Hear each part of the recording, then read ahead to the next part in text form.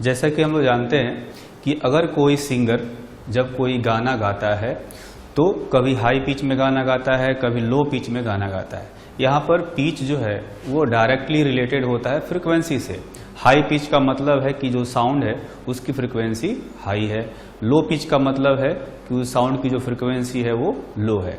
तो अगर वो गाना जो है एक फ्रीक्वेंसी के रेंज में गा रहा है, मतलब उसकी जो साउंड है उसकी एक फ्रीक्वेंसी नहीं है बल्कि खूब सारी फ्रीक्वेंसीज का रेंज है वो, है ना। तो उसी तरह से जब उस साउंड को अगर हम लोग इलेक्ट्रिकल सिग्नल में कन्वर्ट करेंगे तो उस सिग्नल का भी अपना फ्रीक्वेंसी का रेंज आएगा। तो फ्रीक्वेंसी का जो रेंज होता है उसी को हम लोग बैंडविड्थ कहते हैं, है ना।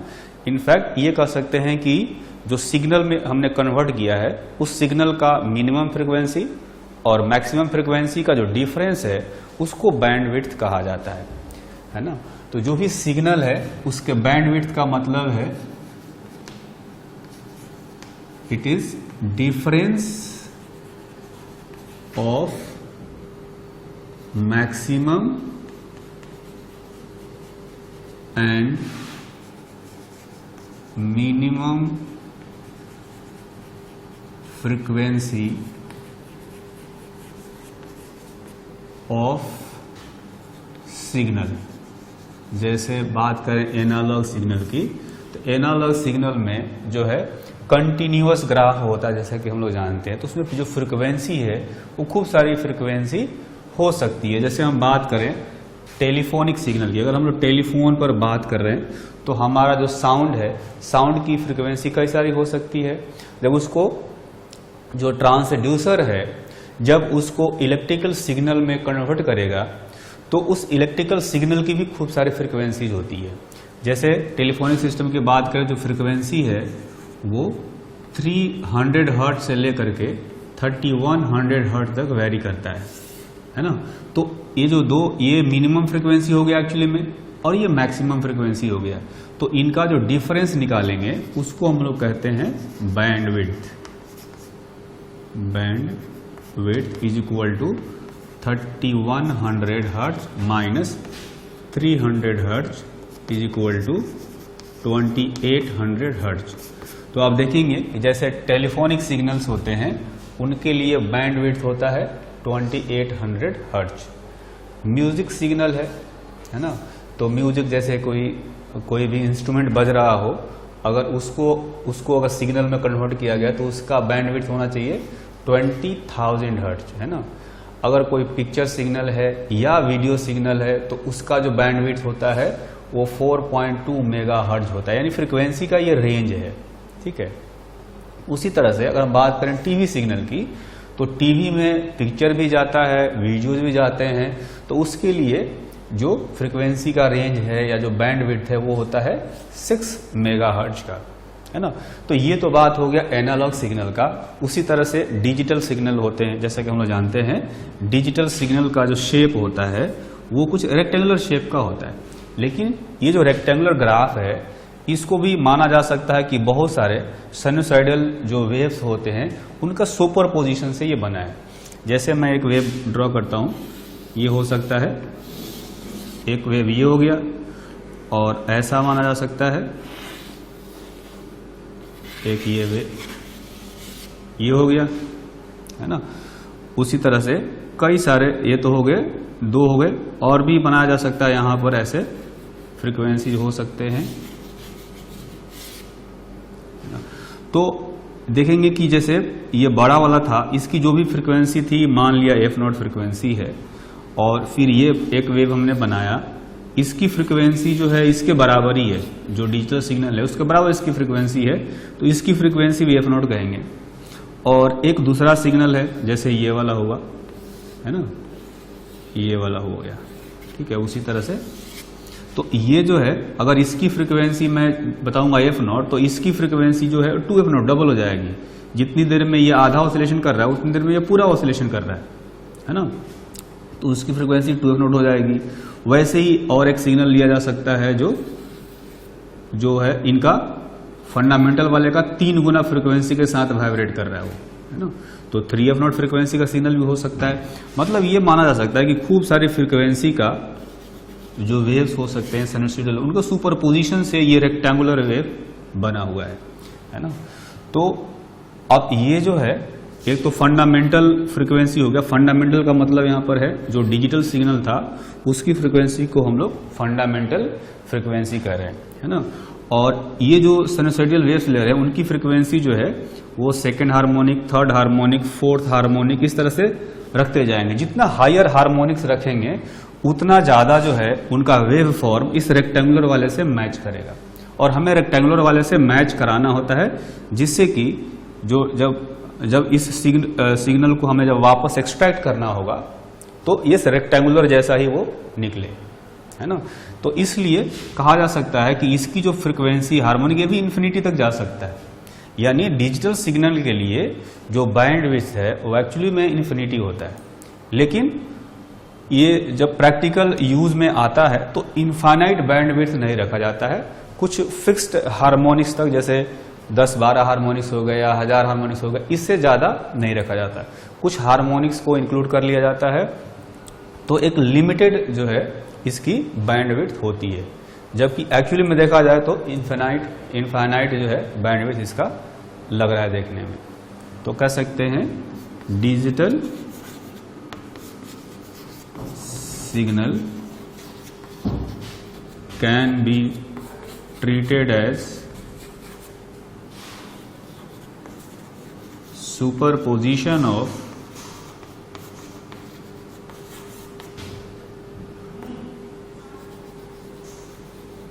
many sinusoidal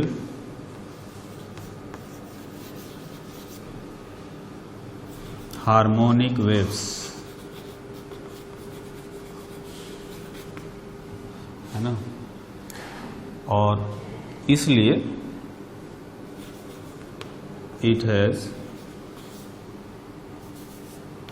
infinite bandwidth but for practical purposes some finite bandwidth are used।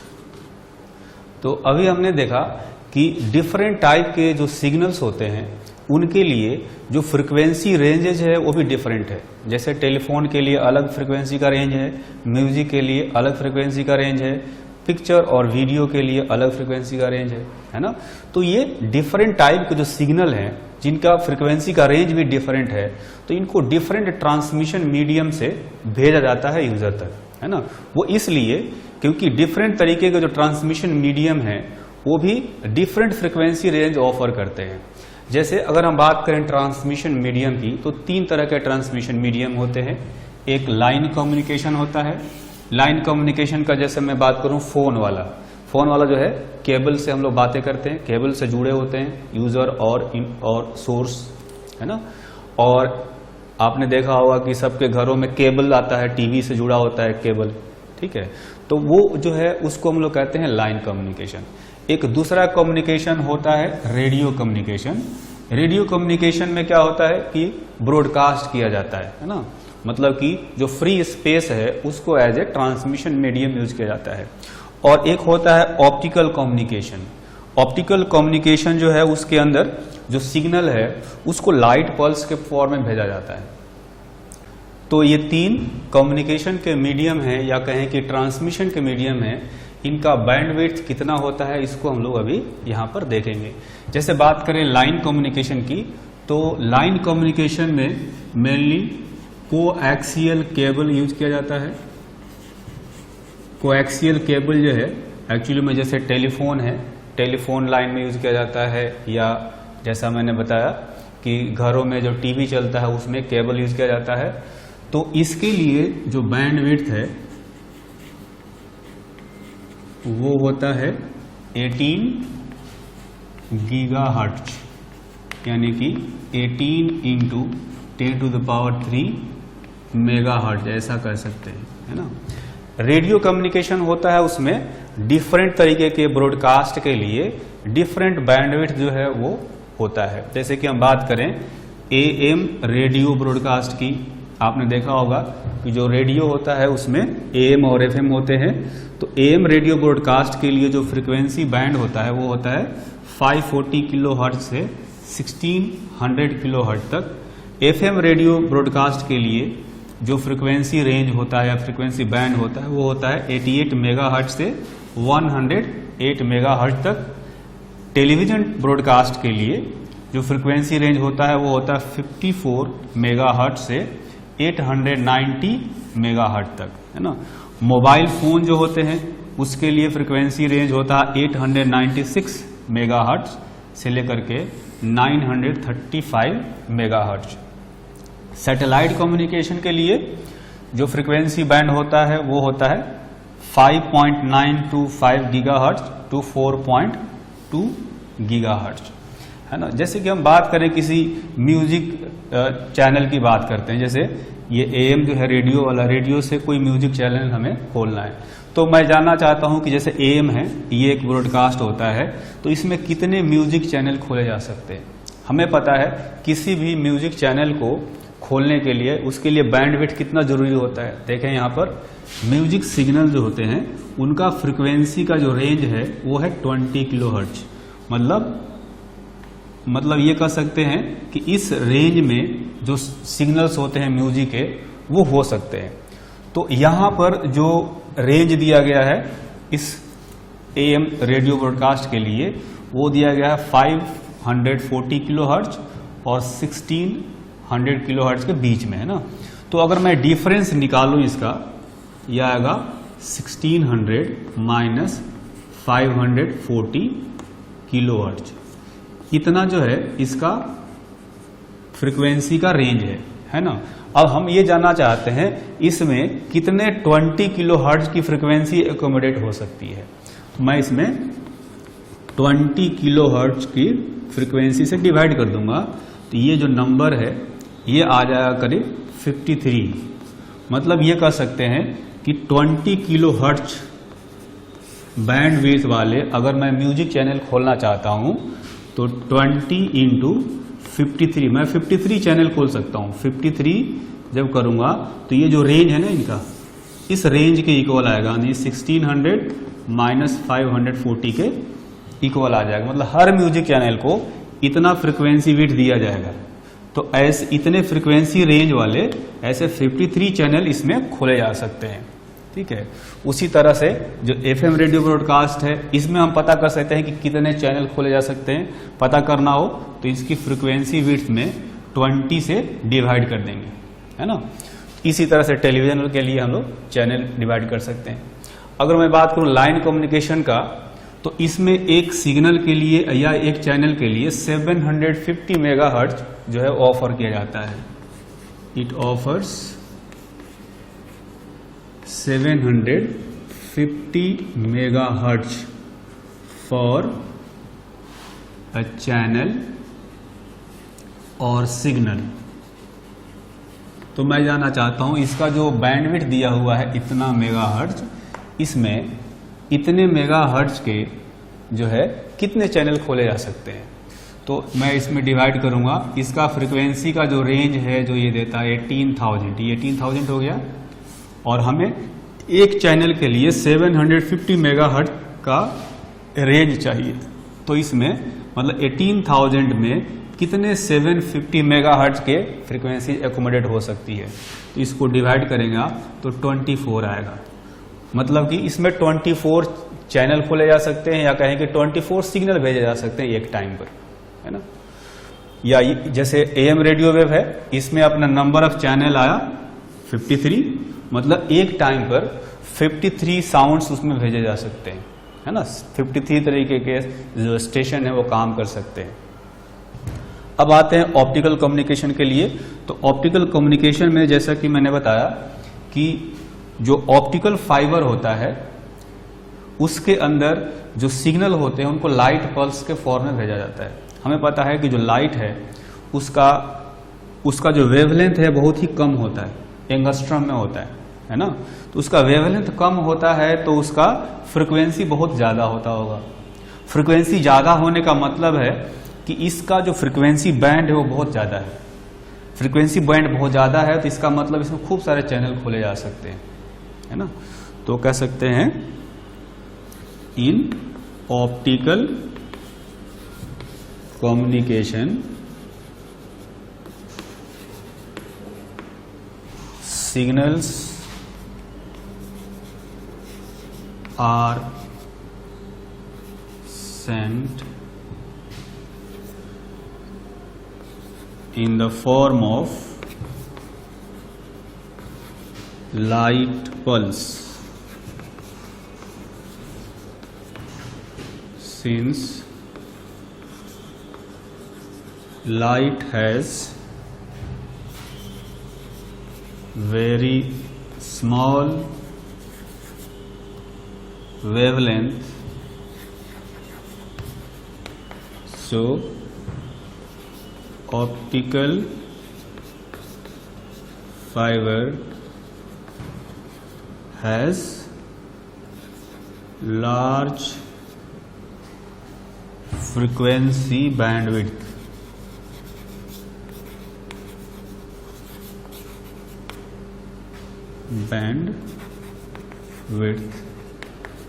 So large number of channel can be telecast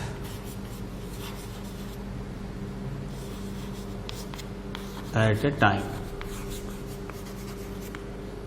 ठीक, तो यहां पर हम लोग जो 3 टाइप के ट्रांसमिशन मीडियम की बात कर रहे थे, इसमें हम लोग स्पेशली रेडियो कम्युनिकेशन के बारे में डिटेल में पढ़ेंगे।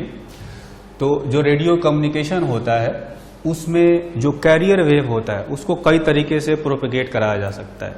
जैसे जो ट्रांसमीटर होता है वो रेडियो वेव वहां से इमिट करता है। रेडियो वेव का मतलब कर सकते हैं इलेक्ट्रोमैग्नेटिक वेव को वहां से इमिट करता है, और वो जो है उसको जो रिसीवर एंड होता है, रिसीवर तक पहुंचने के कई सारे तरीके हो सकते हैं, कई सारे मेथड हो सकते हैं। तो वही सारे हम लोग मेथड्स देखेंगे। इसमें बेसिकली 3 मेथड होते हैं, और पहला मेथड होता है ground wave propagation. Ground wave propagation का मतलब है कि जो रेडियो वेव है वो अर्थ सरफेस से करीब करीब टकराता हुआ चलता है ना, और इस तरह से वो रिसीवर तक पहुंचता है। इसमें होता क्या है कि radio wave from transmitter move along earth surface to reach to receiver, है ना। और इसके लिए चूंकि इनका जो फ्रीक्वेंसी रेंज है बहुत ही कम होता है ना, फ्रीक्वेंसी बैंड जो होता है जिसे ग्राउंड वेव प्रोपेगेशन के लिए वो बहुत ही कम होता है। Waves of smaller frequency range, frequency range यहाँ पर जैसे मैंने बात किया एम वेव का, है ना, वो है 540 kilohertz to 1600 kilohertz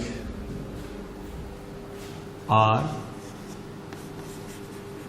transmitted by this method. इसका मतलब ये हुआ कि जो एम वेव्स होते हैं, एम्स ब्रॉडकास्ट का मैंने यहाँ पर बात किया था, आप देखें यहाँ पर एम रेडियो ब्रॉडकास्ट होता है, तो इसके लिए फ्रिक्वेंसी रेंज होता है 540 किलोहर्ट्ज टू 1600 किलोहर्ट्ज। तो इस फ्रिक्वेंसी रेंज वाले जो वेव्स होते हैं वो इस तरीके से ग्राउंड वेव का प्रोपेगेशन का जो तरीका है इस तरीके से ट्रांसमिट किए जाते हैं, है ना।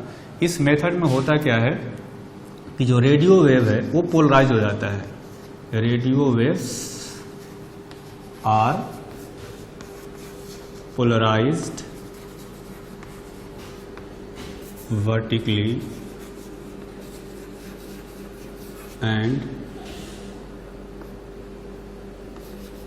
these waves induce current in ground। और चूंकि करंट जो है ग्राउंड में इंड्यूस हो गया तो उससे क्या होता है, कुछ एनर्जी जो है वो ग्राउंड के अंदर एब्जॉर्ब हो जाता है। So some energy is absorbed in the ground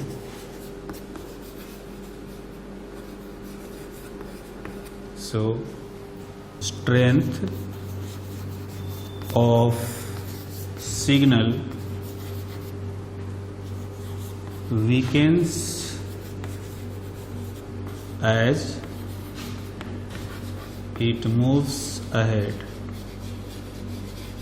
है ना, इसका मतलब ये हुआ कि जैसे जैसे जो है वेव आगे की तरफ बढ़ता है तो चूंकि कुछ एनर्जी उसमें से अर्थ एब्जॉर्ब कर लेता है तो सिग्नल का जो स्ट्रेंथ है वो धीरे धीरे घटने लगता है।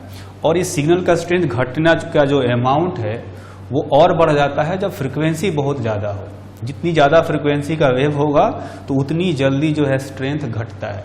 ठीक है, इसलिए हाई फ्रिक्वेंसी वाले जो वेव हैं वो इस मेथड से ट्रांसमिट नहीं किए जाते हैं। कह सकते हैं कि weakening of strength of signal decreases with increase in frequency of wave। So high frequency waves are not transmitted by this method। है ना, मतलब कि ये जो प्रोपेगेशन का जो तरीका है ये कुछ किलोमीटर तक ही रहता है। बहुत ज़्यादा दूर ले जाना हो तो चूंकि स्ट्रेंथ घटने लगता है इसलिए ये मेथड जो है वो यूज नहीं किया जाता है। दूसरे तरह का जो वेव प्रोपेगेशन का जो मेथड होता है उसको कहते हैं स्काई वेव प्रोपेगेशन। उसमें जो है अर्थ का जो आयनोस्फेयर है उसका हम लोग यूज करते हैं। आयनोस्फेयर क्या है कि अर्थ का जो एटमॉस्फेयर है उसके अंदर ऊपर एक ऐसा लेयर है जहां पर आयंस बहुत ज़्यादा है ना। होता क्या है कि ऊपर गैसियस मॉलिक्यूल्स हैं और जब सन से लाइट रेज आती है तो उनकी इंटेंसिटी ऊपर बहुत ही ज़्यादा होती है तो क्या करती है, गैस के जो मॉलिक्यूल्स होते हैं, जो एटम्स होते हैं, उनको आयनाइज कर देता है। तो ऊपर जो है एक ऐसा लेयर मिलता है जहां पर आयंस का नंबर जो है बहुत ही ज़्यादा है, उनका कॉन्सेंट्रेशन जो है बहुत ज़्यादा है, उसको आयनोस्फेयर कहा जाता है। ठीक है, तो ये जो स्काई वेव प्रोपेगेशन में कोई रेडियो वेव जब ट्रांसमीटर एंटीना से चलता है तो वो आयनोस्फेयर से रिफ्लेक्ट होकर के वापस जो है नीचे आता है, फिर वहां पर रिसीवर एंटीना के पास पहुंच जाता है ना। तो इसमें कहा जाता है कि radio wave from transmitter antenna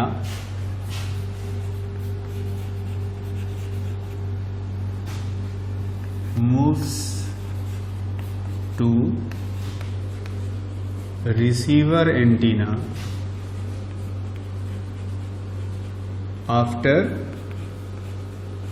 reflection from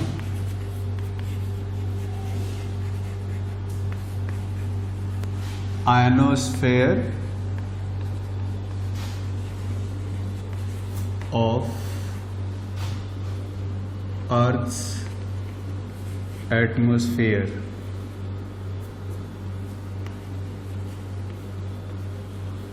ठीक है, ये आयनोस्फेयर क्या होता है, जैसे मान लेते हैं कि ये अर्थ सरफेस है ऊपर एक लेयर होता है जहां पर आयंस बहुत ही ज़्यादा है, इसको हम लोग कहते हैं आयनोस्फेयर।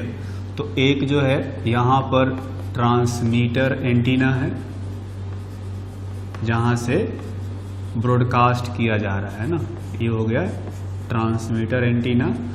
और इधर है कहीं पर, इधर है रिसीवर एंटीना। तो इसमें डायरेक्ट यहाँ से वेव यहाँ नहीं पहुँच सकता, तो होता क्या है कि ये जाता है और आयनोस्फेयर से रिफ्लेक्ट होकर के इसके पास पहुँचता है ना। कई बार क्या होता है कि अर्थ का सरफेस का जो कर्वेचर है इसको डायरेक्ट यहाँ से यहाँ जाने नहीं देता, तो ये जा करके यहाँ से रिफ्लेक्ट होकर के जाता है ना।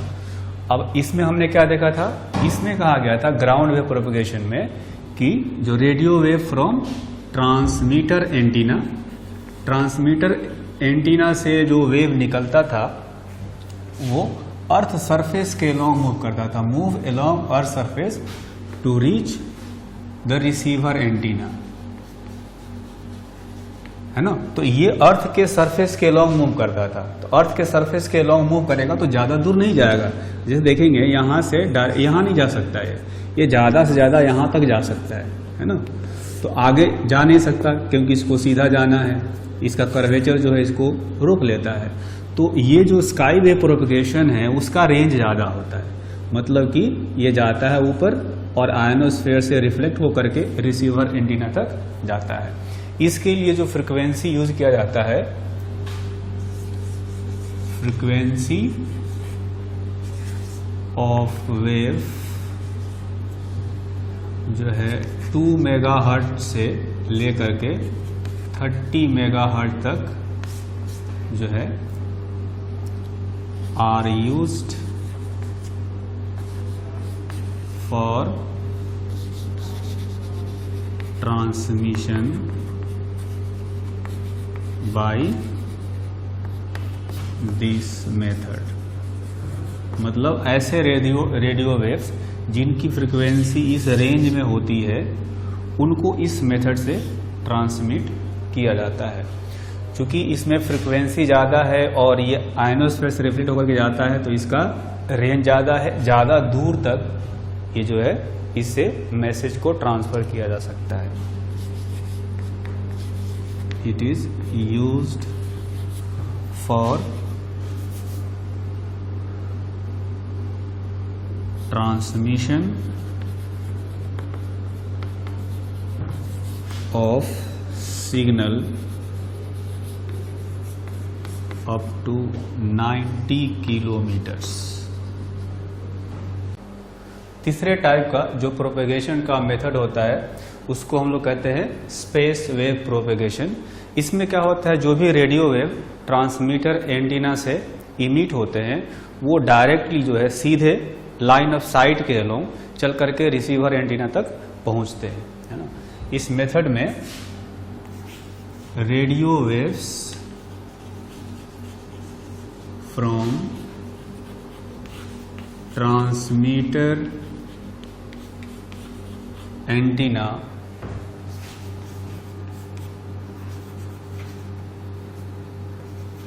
move directly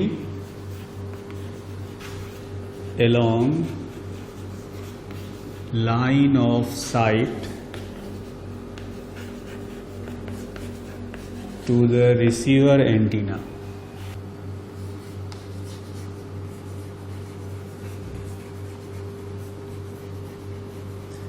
इस मेथड से जो है 40 मेगाहर्ट्ज से ज़्यादा फ्रीक्वेंसी वाले वेव जो हैं वो प्रोपगेट या ट्रांसमिट कराए जाते हैं। तो कह सकते हैं waves having frequency ever 40 megahertz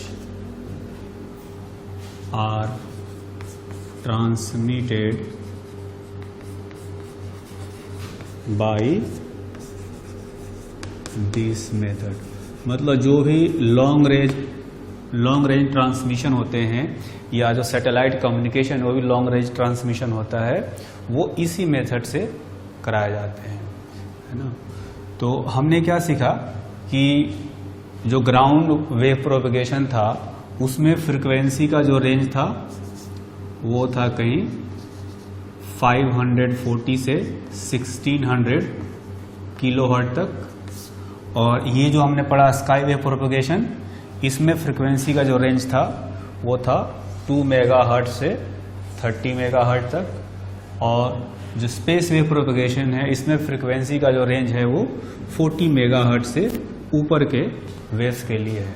ठीक है, तो इसमें हमें कई बार ये पता करना होता है कि जो ट्रांसमीटर एंटीना है और जो रिसीवर एंटीना है उनके बीच में मैक्सिमम डिस्टेंस क्या हो सकता है। Maximum distance between transmitter and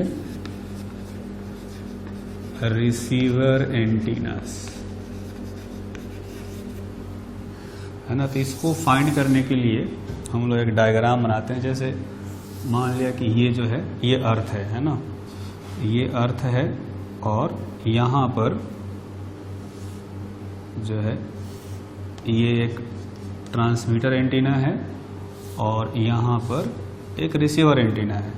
तो यहाँ से डायरेक्ट मैं एक वेव भेजता हूँ, तो ये जस्ट जो है ग्राउंड को टच करता हुआ जा रहा है। ये जो है ये अर्थ है, ठीक। अर्थ का जो सेंटर है वो कहीं यहाँ पर है। तो अगर मान लिया जाए कि ये जो है ये रिसीवर एंटीना है, रिसीवर एंटीना, और ये जो है ये है ट्रांसमीटर एंटीना, ठीक है। इसका हाइट मान लेते हैं कि HT है और इसका हाइट मान लेते हैं HR है रिसीवर एंटीना का, ठीक। अब अर्थ का जो सेंटर है वो ये है, तो यहाँ से यहाँ तक का जो डिस्टेंस है अर्थ का रेडियस के इक्वल होगा, और यहाँ से यहाँ तक का डिस्टेंस है ये भी अर्थ के रेडियस के इक्वल होगा। ये टोटल हाइट जो है R प्लस HT लिख सकते हैं। ये जो टोटल हाइट है इसको R प्लस HR लिख सकते हैं ना, और ये जो है ये R के इक्वल होगा। तो ये हो गया ट्रांसमीटर एंटीना और ये हो गया रिसीवर एंटीना। दोनों के बीच का जो मैक्सिमम सेपरेशन है वो होना चाहिए ये वाला डिस्टेंस। तो ये डिस्टेंस हम लोग निकाल सकते हैं। जैसे मैं मान लूँ कि ये है D1 और ये है D2, ठीक। हो सकता है दोनों जो एंटीनाज हैं उनका हाइट डिफरेंट हो, इसलिए मैंने डिफरेंट हाइट लिया, इसका HT लिया, इसका HR लिया, है ना। तो अगर ये जो राइट एंगल ट्रायंगल बन रहा है, इस राइट एंगल ट्रायंगल में पाइथागोरस थ्योरम लगाएंगे तो क्या आएगा, D² plus R² is equal to R plus HT का होल स्क्वायर, है ना। D1² प्लस R², ये D1 का स्क्वायर और ये R², ये हाइपोटेनस है, इसमें इज इक्वल टू होना चाहिए HT प्लस R का होल स्क्वायर, है ना। तो इस ब्रैकेट को हटाएंगे तो इसको मैं लिख सकता हूँ HT² plus R² plus 2HT into R। ये ध्यान रखना है कि इस स्पेस वेव प्रोपेगेशन में जो एंटीनाज यूज किए जाते हैं उनका हाइट बहुत ही कम होता है ना। तो HT is very very smaller than R, मतलब अर्थ का जो रेडियस है उससे बहुत छोटे होते हैं इस एंटीना के हाइट।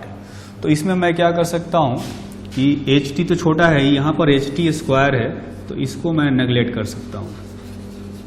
अगर इसको नेगलेक्ट कर दूंगा तो देखेंगे यहाँ से क्या बचेगा, ये बचेगा D1² plus R² approximately equal to ये हो जाएगा R² plus 2HT into R। तो यहाँ से R² और यहाँ से R² कैंसिल कर देंगे तो D1 का वैल्यू आएगा √2HT इंटू R। उसी तरह से जो राइट साइड में एक राइट एंगल ट्रायंगल बन रहा है, जब इसमें पाइथागोरस थ्योरम यूज करेंगे तो D2 की जो वैल्यू आएगी वो आ जाएगा √2HR इंटू R, है ना। जैसे इसमें 2HT इंटू R आया, इसमें 2HR इंटू R आ जाएगा। तो मैक्सिमम डिस्टेंस जो होगा उसको हम लोग कहेंगे D1 प्लस D2, है ना। जो भी मैक्सिमम डिस्टेंस हमें निकालना था मैक्सिमम डिस्टेंस, इसकी वैल्यू आ जाएगी d1 plus d2 is equal to under root 2ht into R plus under root 2hr into R. इसमें ध्यान रखना है कि ht और hr जो है ट्रांसमीटर एंटीना और रिसीवर एंटीना के हाइट है, और कैपिटल R जो है वो रेडियस ऑफ अर्थ है। ये रेडियस ऑफ अर्थ, ht भी R से छोटा होगा और hr जो है ये भी रेडियस ऑफ अर्थ से बहुत ही छोटा होगा। अगर हमें ये पता करना हो कि ज़्यादा से ज़्यादा कितनी दूरी तक स्पेस वेव प्रोपेगेशन से सिग्नल भेजे जा सकते हैं, तो उसको पता करने के लिए हम लोग क्या करेंगे, फिर से ये अर्थ का फिगर बनाएंगे। यहाँ पर मान लिया कि एक एंटीना है ना, और यहाँ से ट्रांसमिशन जो है वो हो रहा है। तो जैसे ये अर्थ का सेंटर हो गया, अब यहाँ से कोई वेव चलेगा सीधा, तो ये कहाँ तक जाएगा, ज़्यादा यहाँ तक जाएगा। यहाँ पर टेंजेंट आ गया, इसके आगे नहीं जा पाएगा। यहाँ से मैं ये रेडियस ड्रा करता हूँ तो ये परपेंडिकुलर हो गया, ठीक। तो ये जो सिग्नल है वो यहाँ से चला था ट्रांसमीटर एंटीना से, और यहाँ से यहाँ ज़्यादा से ज़्यादा यहाँ तक ये पहुँच सकता है ना। तो ये जो डिस्टेंस है, ये डिस्टेंस हमें पता करना है। ये है d मैक्सिमम, ये हो गया r के इक्वल, ये भी r हो गया, और ये जो है ये टावर का हाइट है ना, ये हाइट ऑफ टावर हो गया। तो चूंकि यहाँ पर देखेंगे कि राइट एंगल ट्रायंगल बन रहा है, तो मैं यहाँ पर पाइथागोरस थ्योरम लगा सकता हूँ। तो यहाँ पर हम लिखेंगे d maximum square plus r square is equal to h plus r का होल स्क्वायर। एक्चुअली में ये ट्रांसमीटर एंटीना का हाइट है, तो ट्रांसमीटर एंटीना का हाइट लिख सकते हैं यहाँ पर, है ना। अब चूंकि h प्लस r का होल स्क्वायर है, तो इसको मैं ब्रैकेट को हटाता हूँ, तो लिखेंगे ht square plus r square plus 2ht into r। जैसा कि हमें पता है कि जो हाइट होता है एंटीना का वो रेडियस ऑफ अर्थ से बहुत छोटा होता है, तो इसमें ये जो ht स्क्वायर है इसको हम लोग निगलेक्ट कर सकते हैं। वैसे ध्यान रखना है कि ht तो यहाँ भी है, लेकिन यहाँ पर स्क्वायर है ना, तो इसलिए ये बहुत ही ज़्यादा छोटा हो जाएगा। इस केस में भी हमने ht स्क्वायर को निगलेक्ट किया था और यहाँ भी ht था, लेकिन हमने क्या किया कि चूंकि यहाँ पर ht है और यहाँ पर ht का स्क्वायर है, छोटे का अगर स्क्वायर कर देंगे छोटे टर्म का, तो वो और बहुत ही ज़्यादा छोटा हो जाता है। इसलिए स्क्वायर वाले को नेगलेक्ट कर रहे हैं हम लोग, और दूसरे वाले को नेगलेक्ट नहीं कर रहे हैं, क्योंकि इसमें एक बड़े टर्म से मल्टीप्लाई भी किया हुआ है साथ में। तो अगर मैं इसको नेगलेक्ट कर दूं तो क्या बचेगा, d मैक्सिमम का square plus r square is equal to r square, ये तो कैंसिल कर दिया हमने, नेगलेक्ट कर दिया इसको, प्लस 2ht इंटू r।